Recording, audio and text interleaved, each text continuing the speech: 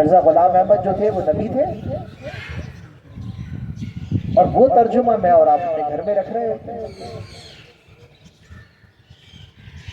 اور پھر اس نے بکواس اور آگے کیا کی، کہتا ہے کہ دیکھو شیطان اور حضرت آدم تو ایک ہی جیسے کام کیے انہوں نے، اللہ نے اس کو بھی جنت سے نکالا، شیطان کو اور حضرت آدم کو بھی کہا جنت سے نکل جاؤ، کہا دونوں نے ایک جیسا کام کیا، بتائیے، کہا شیطان اور کہا حضرت آدم علیہ السلام، اور کہنے کے بعد کہا کہ بھی دونوں کو نکال دیا، بس حضرت آدم نے توبہ کر لی، اس وجہ سے وہ بہتر ہو گئے، وہ شیطان ہو گئے۔ اب آپ بتائیے تو یہ قرآن جب پڑھے گا اس شخص کے ایمان کا ہوگا کیا، آپ بتائیے۔ ارے پیچھے کرسی لا کے دیکھو، کوئی اسٹول یا کرسی جو صاحب ہے نا، یا دیکھیں۔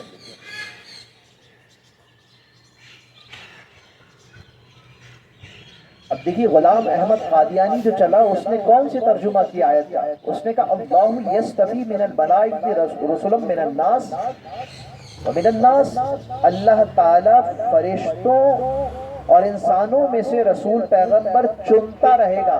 اس نے دیکھیں ترجمہ بدل دیا، چنتا ہے کا ترجمہ کیا کر دیا، چنتا رہے گا۔ کیا مطلب؟ نبوت کا دروازہ کھول دیا، نبی آتا رہے گا۔ آپ دیکھیے ترجمے سے کیا فرق پڑتا ہے۔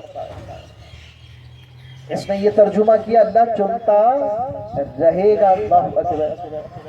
اور بخاری شریف میں، یہ امام بخاری 195 ہجری میں غالباً 196 میں ان کی پیدائش ہوئی، انہوں نے اپنی بخاری شریف میں ایک باندھ باندھا، اور وہ باب کیا کہتے ہیں، وہ لکھتے ہیں اس میں کہ عبداللہ بن عمر رضی اللہ تعالی، حضرت عمر کے صاحبزادے ہیں، ان خارجیوں ملیدوں کو اللہ کی مخلوق میں بدتر سمجھتے تھے، اور فرماتے تھے کہ ان بے دینوں نے آیتوں کو جو کفار کے حق میں نازل ہوئی نا، وہ مسلمانوں پہ چسپا کر دی۔ یہ بخاری شریف میں امام بخاری نے باب باندھا ہے، یعنی وہ کام جب سے ہو رہا ہے اور آج تک چلا آ رہا ہے۔ انشاءاللہ آپ آج بھی سنیں گے اس کو۔ اور یہاں تک یہ ترجموں کا معاملہ ہو گیا، تفسیرات کا معاملہ ہو گیا کہ جو اس کو نہ مانے نہ کہتے کافر ہے، مشرک ہے۔ تو جب یہ روش چلی ہمارے معاشرے میں، اب آپ دیکھ لیے کہ وہ اس کو کافر کہہ رہا ہے، وہ اس کو کافر کہہ رہا ہے، وہ اس کو مشرک کہہ رہا ہے، وہ کہتا ہے تم میرا قرآن کا ترجمہ نہیں مان رہے، یہ صحیح ہے۔ تو ہم یہاں تک پہنچ گئے، اللہ اکبر۔ جواہر القرآن ایک اور کتاب کا نام میں آپ کے سامنے لیتا ہوں، اس میں کیا لکھا، لکھا جو کوئی نبی ولی پیر فقیر کو مصیبتوں میں پکارے، یعنی نبی بھی ذکر کیا انہوں نے، وہ کافر ہے، مشرک ہے، اس کا نکاح نہیں۔ اب آپ بتائیے صحابہ تمامی مشرک ہوئے، وہ تو حضور کے پاس آتے تھے۔ کسی کی آنکھ نکلی، آپ نے حدیثوں میں پڑھا، کہاں گیا وہ؟ حضور میری آنکھ نکل آئی، حضور نے لعب دہن لگا دیا، بتائیے اس صحابی مشرک ہو گئے کہ حضور کو پکارا انہوں نے۔ کسی کی ٹانگ ٹوٹ گئی، وہ کہاں گئے؟ حضور کے پاس۔ حضور پانی نہیں ہے، حضور نے اپنی انگلیوں سے پانی جاری فرما دیا۔ تو یہ تو صحابہ سارے مشرک ہوتے کہ وہ تو حضور کے پاس جاتے تھے اپنی مشکلات کے لیے، تو بچے گا کون؟ آگے چلتے ہیں، یہ ایک بنیاد آپ کی جب سمجھ میں آتی ہے، دیکھیں آیت قرآنیہ 3 طرح کی ہوتی ہے، بلکہ یوں کہیے کہ 2 طرح، پھر اس کی ایک اور قسم ہوتی ہے۔ ایک وہ جو سمجھ میں آتی ہے، جیسے اقیم الصلاۃ، کیا مطلب؟ نماز قائم کرو، یہ سمجھ میں آتا ہے۔ ان آیات کو کہتے ہیں محکمات، پختہ آیت، جو ہر آدمی کی سمجھ میں آ جاتی ہے۔ اور ایک آیات ہوتی ہیں، چند آیات، وہ کیا ہوتی ہیں؟ متشابہات ہوتی ہیں۔ اچھا، اب متشابہات کی 2 قسمیں ہوتی ہیں، ایک وہ بالکل ہی سمجھ میں نہیں آتا، جیسے آپ قرآن شروع کرتے ہیں الف لام میم، کیا معنی ہے اس کا؟ کچھ بھی نہیں پتا، اللہ اور اس کا رسول جانتا ہے، جس نے بھیجا، جس پر بھیجا وہ جانتے ہیں، انہوں نے بتایا نہیں تو ہمیں پتا نہیں ہے، ایمان ہمارا ہے۔ ایک وہ متشابہات ہیں کہ جن کے معنی تو سمجھ میں آتے ہیں ترجمے سے، لیکن ان کی مراد سمجھ میں نہیں آتی۔ جیسے ایسے ہی میں آپ سے کہوں، ایک مثال ذہن میں آئی، آپ اپنے بچے سے پوچھیں، وہ غائب ہے بہت دیر سے، 4 گھنٹے بعد آیا، آپ کہاں تھے؟ اب آپ کا پوچھنے کا مقصد یہ ہے کہ کہاں سے آ رہے ہو، اتنا عرصہ کہاں، یہ 4 گھنٹے تم کہاں گزار کر آ رہے ہو؟ آپ کا مقصد یہ ہے پوچھنے کا، آپ اس سے سوال نہیں کر رہے، آپ اس کو ڈانٹ رہے ہیں اس وقت کہ تم کہاں غائب تھے۔ تو بعض اوقات جیسے چند آیتیں میں آپ کے سامنے، اللہ رب العزت نے ارشاد فرمائی ید اللہ فوق ایدیہم، اللہ کا ہاتھ ان کے ہاتھوں پر ہے۔ حضور بیعت دے رہے ہیں اللہ کا ہاتھ ان کے ہاتھوں پر ہے۔ اب اللہ تو یہ عقیدہ ہے ہمارا کہ اللہ تعالیٰ تو جسمانیت سے پاک ہے۔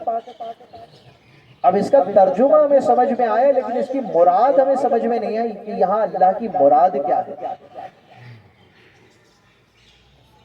تو ہم کہتے ہیں اس کا ترجمہ ہم سمجھتے ہیں لیکن ہم اس کی مراد نہیں جانتے یہاں اللہ کیا فرمانا چاہ رہا ہے۔ جیسے قرآن میں اللہ رب العزت فَأَيْنَمَا تُوَلُّوا فَثَمَّ وَجْهُ اللَّهِ، تم جدھر بھی چہرہ کرو اپنا تم اللہ کا چہرہ پاؤ گے، اللہ کی طرف پاؤ گے۔ اب اللہ تو چہرے سے پاک ہے۔ اب یہاں وجہ سے کیا مراد ہے؟ اس کا ترجمہ ہمیں سمجھ میں آتا ہے لیکن اس کا مرادی معنی کیا ہے، اللہ کیا مراد لینا چاہتا ہے ہم نہیں جانتے۔ تو ہم سے یہ چھپا کے رکھا گیا، ہم اس کا ترجمہ کرتے ہیں لیکن اس کا مطلب ہم نہیں بیان کرتے۔ علماء یہی لکھتے ہیں ان کا ہاتھ، اللہ کا ہاتھ ان کے اوپر۔ اب اس کا کیا معنی ہے کیا نہیں ہے وہ ہم نہیں جانتے۔ جیسے ثم استوى علی العرش، اللہ نے عرش پر استوا فرمایا۔ اب جو لوگ ان باتوں کو نہیں سمجھتے وہ کیا ترجمہ کرتے ہیں، اللہ تعالیٰ عرش پر کرسی پر بیٹھا۔ آیت الکرسی پڑھیں آپ۔ اچھا کیوں یہ قرآن جاننے کی نہ جاننے کی وجہ سے غلط ترجمہ ہوا، اور غلط ترجمہ ہونے کی وجہ سے اللہ کا جسم ثابت کیا گیا اور اللہ کے لیے کرسی ثابت کی گئی کہ اللہ کرسی پر بیٹھا۔ اللہ کے تو اس سے پاک ہے۔ تو بہت ساری آیت ہیں اس کے معنی میں سمجھ میں آتے ہیں، اس کا ترجمہ میں سمجھ میں آتا ہے لیکن اللہ کی یہاں مراد کیا ہے وہ ہم نہیں جان پاتے۔ اور اگر بعض اوقات لوگ سوال پوچھتے نا یار قرآن ہے کہ پھر فہیم صاحب یہ بتائیے اتنا اختلاف کیوں ہے، تو میں اکثر ان کو کہتا ہوں سورہ آل عمران کی آیت نمبر 7 پڑھیے، اللہ رب العزت نے بتا دیا۔ اس میں کیا بتایا اللہ رب العزت نے کہ رب وہ ہے جس نے آپ پر کتاب اتاری، یہ ترجمہ کر رہا ہوں اس کا آیت نمبر 7 کا۔ اس کی کچھ آیات وہ ہیں جو کتاب کی اصل ہے اور کچھ وہ ہیں جس کے معنی میں اشتباہ ہے، یعنی لوگ اس کی مراد کو نہیں پہنچ پاتے۔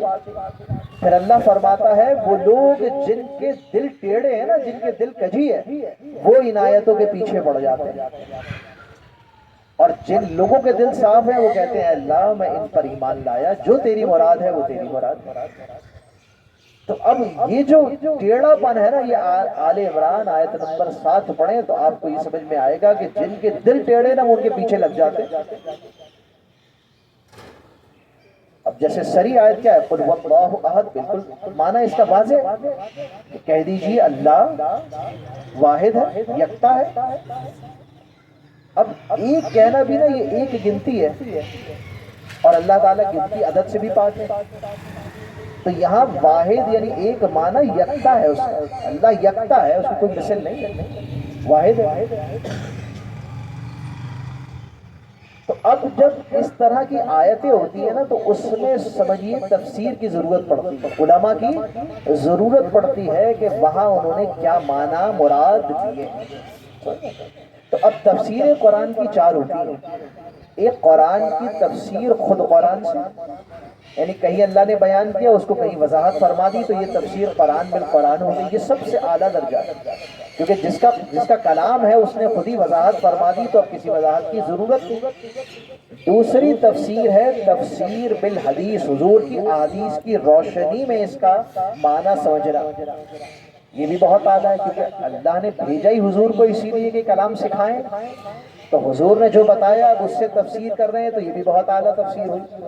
اچھا اب ایسی آیت جس کا ہمیں حدیث میں بھی نہ ملا تو پھر تفسیر بالاجماع ہوتی ہے، جس پہ امت کے بڑے ائمہ کرام متفق ہو گئے کہ اس کا یہی معنی بنتا ہے، تو یہ تفسیر بالاجماع کہلاتی ہے۔ اللہ اکبر۔ پھر تفسیر باقوال مجتہدین، اس کے بعد جو مجتہدین جو اجتہاد کے درجے پر فائز ہوتے ہیں تو ان کی تفسیر آتی ہے۔ تو اب ہمیں یہ جاننا ضروری ہے یہ تفسیر ہو کس سے رہی ہے، یہ تفسیر ہو کس سے رہی؟ ہم کہتے ہیں تفسیر ہوئی. جیسے مثال کے طور پر ہم سورہ فاتحہ پڑھتے ہیں, ہم کہتے ہیں نا اہدنا الصراط المستقیم, اے اللہ سیدھا راستہ دکھا, صراط الذین انعمت, ان کا راستہ جن پر تو نے نعمتیں ڈالی. تو قرآن کے 5ویں پارے میں اللہ نے بتا دیا میں نے کس پر نعمتیں ڈالی.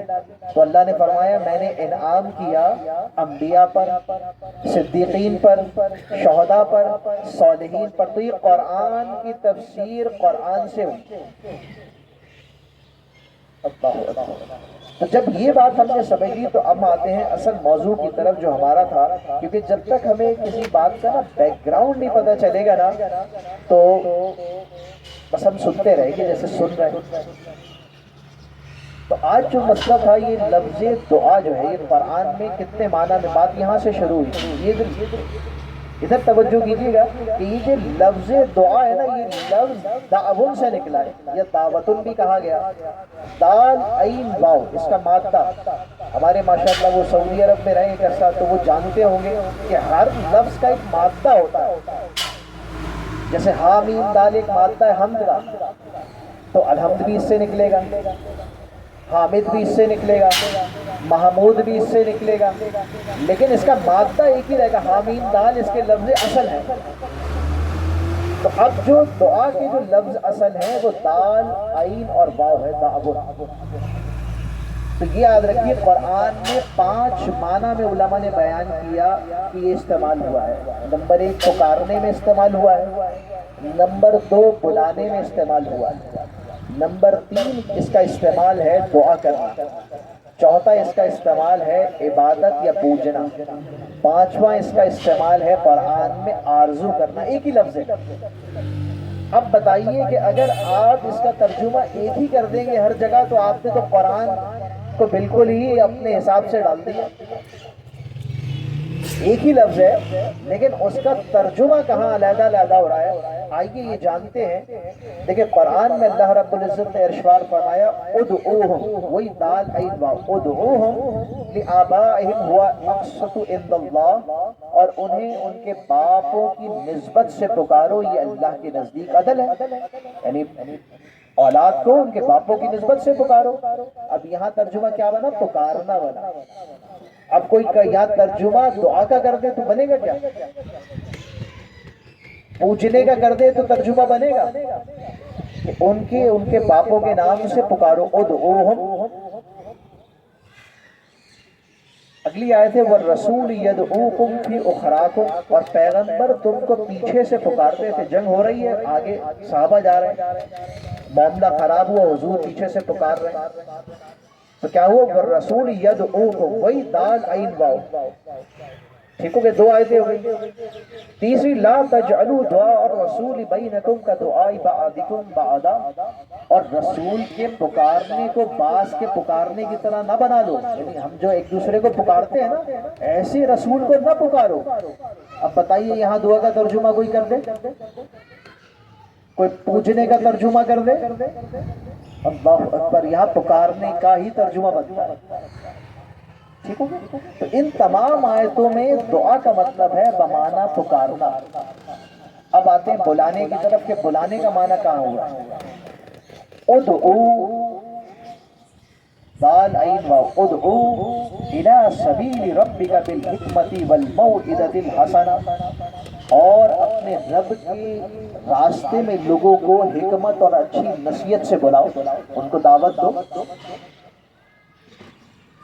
اب بلانا کسی کو, آپ کسی کو آواز دے کے بلاتے ہیں, کسی کو کسی کام کے لیے بلاتے ہیں, یا وہ معنی ہے کہ لوگوں کو بلاؤ دین کی طرف اچھے طریقے سے.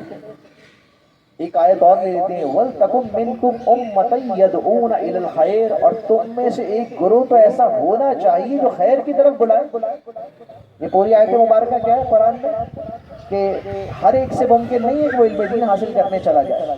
تو پھر کیا ہونا چاہیے؟ تم میں سے ایک گروہ ہو تو جائے علم دین حاصل کرے, وہ آئے پھر لوگوں کو وہ سکھائے. یہ طریقہ ہے جو قرآن نے بتایا. اب یہاں پر کیا ہے؟ یہاں پر بھی بلانے کے معنی میں ہے جو بھلائی کی طرف تمہیں بلائے. یدعونا, بات آ رہی ہے نہیں سمجھ؟ تیسرے معنی کی طرف چلتے ہیں دعا اس کا معنی ہے دعا مانگنا اللہ سے. ادعو وہی لفظ ہے ادعو دال واو ربکم تضرعا وخفیہ، اپنے رب سے چاہے خفیہ مانگو یا کیا کرو عاجز خفیہ طور پر مانگو اپنے رب سے. کیا مطلب؟ اپنے رب سے دعا مانگو، جو مانگنا اللہ سے مانگو. ان ربی لسمیع الدعاء ایک آیت ہے وہی دعا، اور بے شک میرا رب دعا کا سننے والا ہے. اب دعا کا معنی استعمال ہو رہا ہے ربنا وتقبل دعا، اے رب میری دعا سن لے. تیسری آیت مبارکہ وَلَمْ أَكُمْ بِدُعَائِكَ رَبِّكَ شَقِيًّا، اے رب میں تجھ سے دعا مانگنے میں کبھی نامراد نہ رہا. ہنالک دعا زکریا ربہ، وہاں زکریا نے اپنے رب سے دعا کی. کہاں کی؟ جب حضرت مریم کے حجرے میں حضرت زکریا علیہ السلام نے دعا کی. تو یہ تمام آیتیں جو ہیں اس کے اندر دال عین واو یہ دعا مانگنے میں استعمال ہوا. اب اگر یہاں کوئی ترجمہ کر دے پکارنے کا، کوئی بلانے کا، تو ترجمہ بیٹھے گا نہیں، وہ قرآن سے ناآشنا ہوگا. چوتھے چلتے ہیں جہاں لفظ تمنا میں استعمال ہوا وَلَكُمْ فِيهَا مَا تَشْتَهِي أَنفُسُكُمْ وَلَكُمْ فِيهَا مَا تَدَّعُونَ. تدعون وہی دال عین واو، اور تمہارے لیے جنت میں وہ ہوگا جو تمہارے دل چاہیں، اور تمہارے لیے وہ وہاں وہ ہوگا جس کی تم تمنا کرو. وہاں سب ملے گا جس کی تمنا کرو. اب یہاں تدعون جس کی تمنا کرتے ہو، جس کی آرزو کرتے ہو، یہ معنی استعمال ہوا. یہ پکارنا کرو گے تو پھر ترجمہ غلط ہو جائے گا. بات آ رہی ہے؟ اب پانچویں طرف چلتے ہیں کہ جہاں پکارنے سے مراد پوجنا ہے معبود سمجھ کر، وہ کون سی آیت ہے؟ قرآن میں اللہ رب العزت نے ارشاد فرمایا وَأَنَّ الْمَسَاجِدَ لِلَّهِ، بے شک یہ مسجدیں کس کی ہیں؟ اللہ کی ہیں. فَلَا تَدْعُوا، تو نہ پکارو نہ پوجو مَعَ اللَّهِ أَحَدًا، اللہ کے ساتھ کسی کو. تو یہاں عبادت اور پوجنے کے معنی میں آیا یہاں پر تدعو. ایک اور آیت مبارکہ سورہ احقاف کی وَمَنْ أَضَلُّ مِمَّنْ يَدْعُ مِن دُونِ اللَّهِ مَنْ لَا يَسْتَجِيبُ لَهُ إِلَى يَوْمِ الْقِيَامَةِ. يَدْعُو وہی آیا. اس سے بڑھ کر گمراہ کون ہے جو خدا کے سوا ایسوں کو پوجتا ہے، ایسوں کی عبادت کرتا ہے جو اس کی عبادت قبول نہ کرے قیامت تک. وہی لفظ ہے لیکن ترجمہ کیا ہو رہا ہے؟ پوجنے کا، عبادت کا ذکر ہو رہا ہے.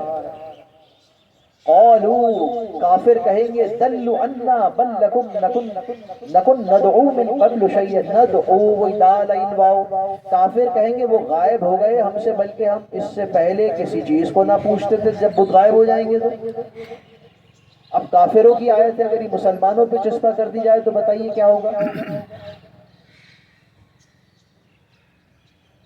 ایک اور آیت ہے والذین یدعون دال عین واو والذین، اور وہ لوگ جو پوجا کرتے ہیں من دون اللہ، اللہ کے علاوہ کسی کی، لا یخلقون شیئا وهم یخلقون، اور وہ بلکہ کسی چیز کو پیدا ہی نہیں کرتے. یہ بندے تو یہ تو خود اللہ ان کو پیدا فرماتا ہے. اموات غیر احیاء، یہ در حقیقت مردے ہیں، یہ زندہ ہے ہی نہیں، یہ مردے ہیں.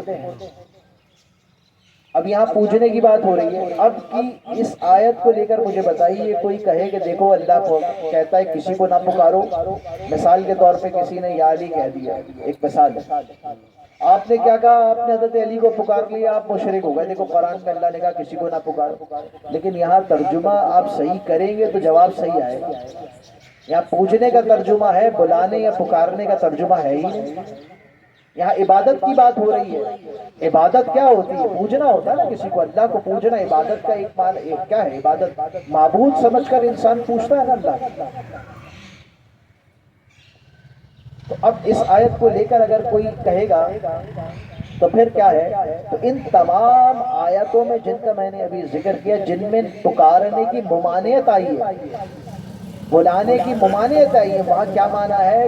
غیر خدا کے علاوہ کسی کی عبادت کرو گے نا تو ایسا ہو نہیں سکتا اللہ کے ساتھ. تو یہاں ترجمہ عبادت کا ہی کرنا پڑے گا جب جا کے مفہوم صحیح بنے گا. ورنہ تو آپ کسی کو پکاریں آپ کے لوگ، یہ ترجمہ ہو گیا کسی کو پکارنا منع ہے، میں نے پکار لیا لوگ شرک ہو گیا۔ اللہ اکبر۔ اچھا یہ کہاں سے آیا؟ اس کی بھی دلیل قرآن سے لے لیجیے۔ ارشاد ہوا هو الحی لا الہ الا ہو، وہی زندہ ہے، لا الہ الا ہو وہی معبود ہے، فدعوہ وہی دال ہے، فدعوہ مخلصین لہ الدین، تو اس کی عبادت کرو دین کو اخلاص کے ساتھ اختیار کرتے ہوئے۔ الحمدللہ رب العالمین، قل انی نہیت ان اعبد الذین تدعون من دون اللہ، تم فرماؤ، اللہ فرماتا ہے ابھی تم فرماؤ میں منع کیا گیا ہوں کہ انہیں پوجو جنہیں تم اللہ کے سوا پوجتے ہو۔ مجھے منع، اللہ نے مجھے منع کیا ان کو پوجنے سے۔ اب بتائیے یہ آیت مبارکہ کس کی گفتگو ہو رہی ہے؟ پوجنے سے متعلق، عبادت سے متعلق۔ آپ اس کا غلط ترجمہ پیش کر کے پکارنے پر کر دیں، پورا قرآن تبدیل ہو جاتا ہے اس طریقے سے۔ ایک آیت جو چلتی ہے ہمارے یہاں نا، یہ والی آیت میں نے دیکھی ہے، لوگ سوشل میڈیا پہ یہ آیت مبارکہ چلائی، ترجمہ چلایا اور کہا دیکھو، اور ترجمہ کیا کیا؟ اللہ کو پکارا، اگر اللہ کے سوا کسی کو پکارا بس ختم۔ اچھا یہاں غلط ترجمہ، یہاں دیکھیں کون سی، وَمَنْ أَضَلُّ مِمَّنْ يَدْعُو مِن دُونِ اللَّهِ، اور اس سے بڑھ کر گمراہ کون ہے جو خدا کے سوا اس کی پوجا کرتا ہے جو قیامت تک اس کی نہ سنے، اور جب لوگوں کا حشر ہوگا تو یہ ان کے دشمن ہوں گے۔ کون دشمن ہوں گے؟ یہ جو بت ہے، جب قبر میں جائیں گے نا، اور جب آپ جہنم میں جائیں گے تو یہ اپنے بتوں سے کہیں گے، اس کی آپ تفسیر پڑھیں جگہ جگہ قرآن میں، یہ کہیں گے بچاؤ ہمیں، وہ کہیں گے بھئی ہم نے تمہیں کب کہا تھا ہماری پوجا کرو، ہم تو خدا پریشان ہیں۔ اور ان کی عبادت سے منکر ہو جائیں گے تو منکر ہو جائیں گے، انکار کرنے لگے۔ اب گفتگو ہو رہی ہے بتوں کی پوجا جن کی کرتے تھے، یہ عبادت لے کر چسپا کر دی جاتی ہے مسلمانوں پر۔ کتنا بڑا ظلم ہے آپ کے ساتھ۔ یہ کون سی آیت ہے؟ آیت نمبر بھی چاہیں تو نوٹ کریں، سورہ احقاف آیت نمبر 5 اور 6 ہے۔ کافروں کے بارے میں، بتوں کے بارے میں گفتگو ہو رہی ہے، پوجنے کے بارے میں، عبادت کے بارے میں گفتگو ہو رہی ہے۔ ترجمہ کریں گے دیکھو کون ہے جو اللہ کے سوا کسی کو پکارتا ہے۔ یہاں ترجمہ عبادت کا کیا جائے گا۔ اچھا اعتراض، جب یہ مختلف آپ کتابیں دیکھیں نا تو آپ کو مختلف اعتراضات ملیں۔ ان اعتراضوں میں تو یہ ہے کہ بھئی دیکھیے لغت میں تو دعا کا معنی عبادت کا ہے ہی نہیں، آپ عبادت پوجنے کا کہاں سے کریں؟ ایک اعتراض یہ ہوتا ہے۔ بڑا آسان جواب ہے کہ صلاۃ کا معنی کیا ہے؟ دعا ہے۔ لیکن جب حضور نے صلاۃ کی ڈیفینیشن ہمیں بتا دی، یوں ہاتھ باندھیں گے، یوں کھڑے ہوں گے، یہ نماز پڑھیں گے، صلاۃ کا شرعی معنی بدل گیا۔ ڈکشنری کا معنی کچھ اور ہے اور شرعی معنی کچھ اور ہے۔ اچھا دیکھیں جو ان میں فرق نہیں کرتا نا وہ گمراہ کیسے ہوتا ہے؟ آج کل کے دور میں ایسے کئی فرقے ہیں، وہ کہتے ہیں نماز کی ضرورت نہیں ہے، یہ بس اللہ کو ذکر کر لو۔ یہ جماعت خانے میں جائیے یہی ہوتا ہے آپ کا، معذرت میں نے پھر نام لیا، وہاں کیا ہوتا ہے وہ مل کر ذکر کرتے ہیں، جو بھی کہتے ہیں نماز ہو گئی ہماری۔ یہ غور شاہی فطرت کیا ہے؟ وہ کہتے ہیں اللہ کا ذکر کرو نماز ہوگی، کیونکہ قرآن کا غلط ترجمہ کر دیا، ڈکشنری سے اٹھایا، صلاۃ کا ترجمہ دعا کر دیا، کہا بھائی نماز کہاں دعا ہے، اللہ کا ذکر ہے تو اللہ کو یاد کر لیتے ہیں، ہوگی نماز۔ تو لغوی معنی اور ہوتا ہے، شرعی معنی اور ہوتا ہے۔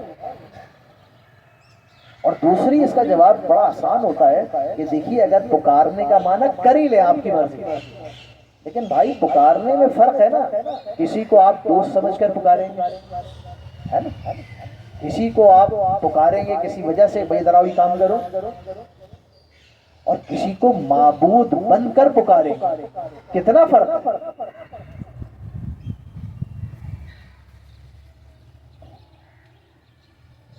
ایک چند جگہ یہ بھی ملا، اس کو بھی میں نے نوٹ کیا۔ اچھا کہتے ہیں، اچھا جی صحیح ہے مان لیتے ہیں، لیکن وہ کہتے ہیں کہ اس سے اگر دور سے پکارنا مراد ہے، کون سا؟ کہ دور سے پکارا اگر نا، یہ سن کر کہ وہ سن رہا ہے تو شرک ہو جائے گا۔ اچھا یہ کہاں سے لائے آپ کہ قریب سے سنو گے تو شرک نہیں ہوگا اور دور سے سنو گے تو شرک ہو جائے گا؟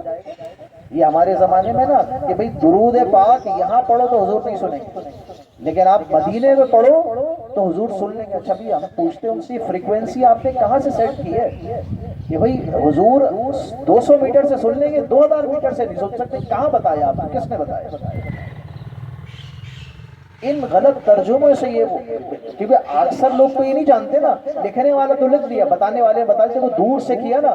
اب جو قوم بیٹھی ہے نا انہوں نے عقیدہ بنا لیا اپنا کہ دیکھو قریب سے تو ہو جائے گا, دور سے مسئلہ ہو جائے گا. ارے بھائی یہ کہاں سے فریکوینسی سیٹ کر لی؟ حضرت ابراہیم علیہ السلام نے کعبہ بنایا تو اللہ نے کہا کہ سب کو ندا کریں. ارے اس وقت تو کہاں لوگ, تو انہوں نے کہا اے اللہ آواز میری کہاں جائے گی, کون ہے یہاں پر؟ کہا آپ کا کام ہے آواز دینا, پہنچانا ہمارا کام ہے.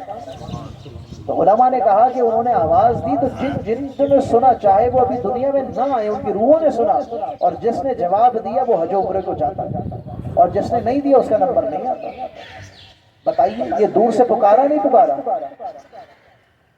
قرآن میں آپ نے سورہ نمل پڑھی, کتنی دور تھی حضرت سلیمان علیہ السلام سے چیٹی؟ 3 میل دور ذکر ہوا. 3 میل, 3 میل کا مطلب کیا ہے؟ 4.5-5 کلومیٹر. یعنی مثال کے طور پر یہ بابا اپنا یہ لے لیں 4 کے چورنگی تو ہو گئی, یا اس سے تھوڑا سا آگے, وہاں سے چیوٹی دیکھنا, وہ بول رہی ہے آپ سن رہے ہیں, اللہ اکبر. تو کیسے دور سے دیکھ رہے ہیں؟ تو یہ تو شرک ہو جائے گا, یہ تو بتائیے مشرک ہو جائے گا دور سے. کہاں سے اپنی بات لے کر آ رہے ہیں؟ اللہ اکبر. التحیات پڑھتے السلام علیکم ایھا النبی, حضور کو پکارتے, لیکن کیا کوئی معبود سمجھ کر حضور کو پکارتا ہے؟ آپ کہیں دیکھیں مشرک ہو گیا, حضور تو مدینے میں وہاں آرام فرما رہے ہیں, آپ یہاں سے پکار رہے ہیں حضور کو السلام علیکم ہر نماز میں. تو اس طرح تو اگر چلتا جائے گا, اللہ اکبر. پھر ایک جگہ یہ ذکر ہوا کہ مرے ہوئے کیوں نہیں پکار سکتے. اچھا چلیں, وہ کہتے ہیں اچھا چلیں دور سے صحیح, وہ مرے ہوئے کا مسئلہ لے کر آئے. اچھا ابھی ہم یہ اتنا سنتے ہوئے آ رہے ہیں درس اپنا جو ہمارا چل رہا ہے, یہ بات اسٹیبلش ہوئی ہے, احادیث قرآن سے نہیں ہوئی ہے کہ مردہ سن رہا ہے. احادیث مبارکہ ہم نے سنی کہ جب تدفین کر کے جاتے ہیں تو جوتے کے تسمے کی آواز سنتا ہے, وہ اس کو تکلیف ایسا ہی ہوتی ہے, پورا اسٹیبلش ہوتا ہوا آ رہا ہے. اچھا اگر وہ نہیں سن رہا تو السلام علیکم یا اہل القبور, قبرستان سے گزرتے ہوئے آپ بس میں جا رہے ہیں, گاڑی میں جا رہے ہیں, قبر کہاں پر ہے آپ کے عزیز کی؟ درمیان میں. آپ گاڑی سے گزر رہے ہیں, کیا پڑھتے گزر رہے ہیں؟ السلام علیکم یا اہل القبور. سن نہیں رہا تو سلام کس کو کر رہے ہیں؟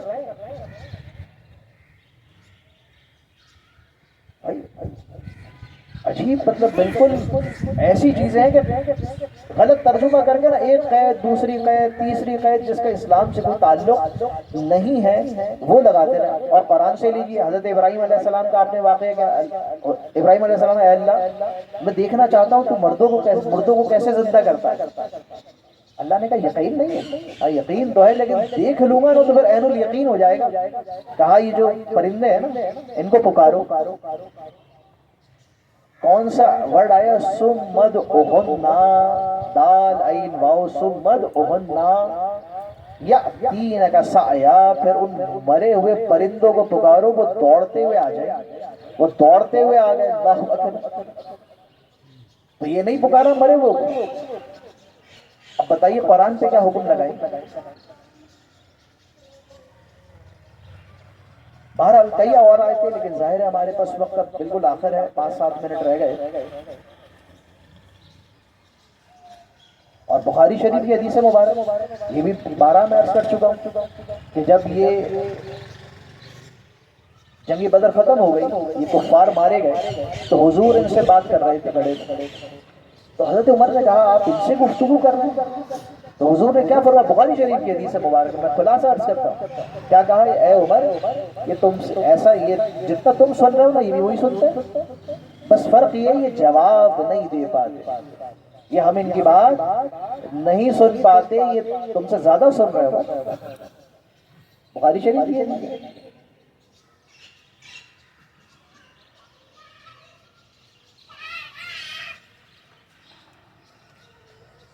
آخری پھر یہ بات ہوتی ہے کہ بھئی کہ کسی کو اگر وسیلہ بنا لیا, یہ وسیلے کی بحث ہمارے یہاں ہوتی ہے، ہمارا موضوع یہ نہیں ہے، بس اختتام اس پہ کریں گے کہ کسی کو اگر وسیلہ بنا لیا جائے تو بھائی ڈائریکٹ اللہ مت سے مانگا جائے، یہ کیوں پکارا جا رہا ہے؟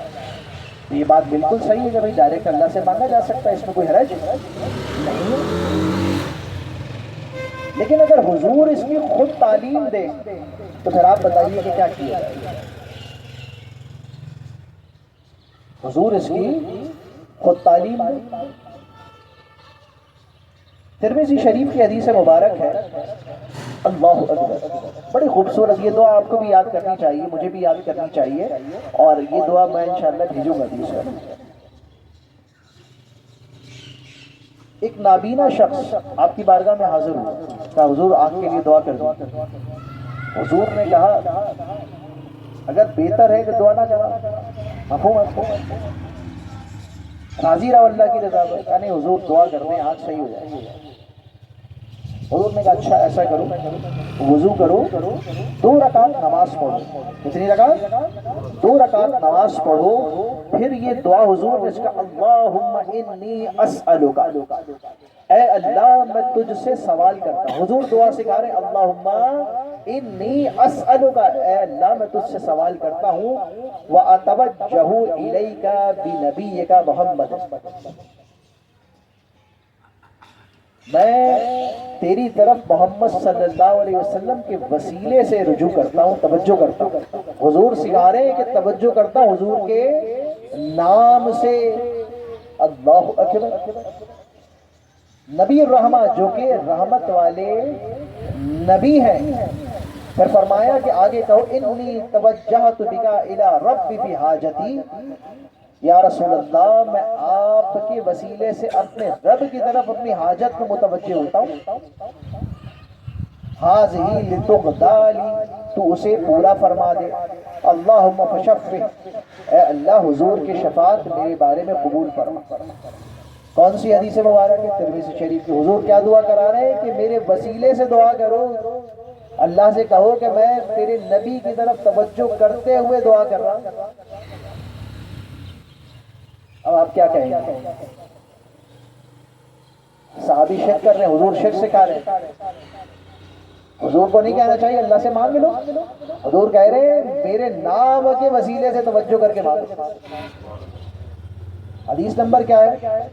3578 ترمذی شریف کی حدیث مبارک ہے، اور اس کا حکم صحیح بیان ہوا ہے، یعنی ایسی نہیں کہ ہم کہیں ضعیف حدیث ہے، صحیح اور ضعیف میں گفتگو بہت کر چکا ہوں، تو صحیح حدیث اس کا حکم بیان ہوا ہے کہ اس کے راوی میں کوئی معاملہ نہیں ہے۔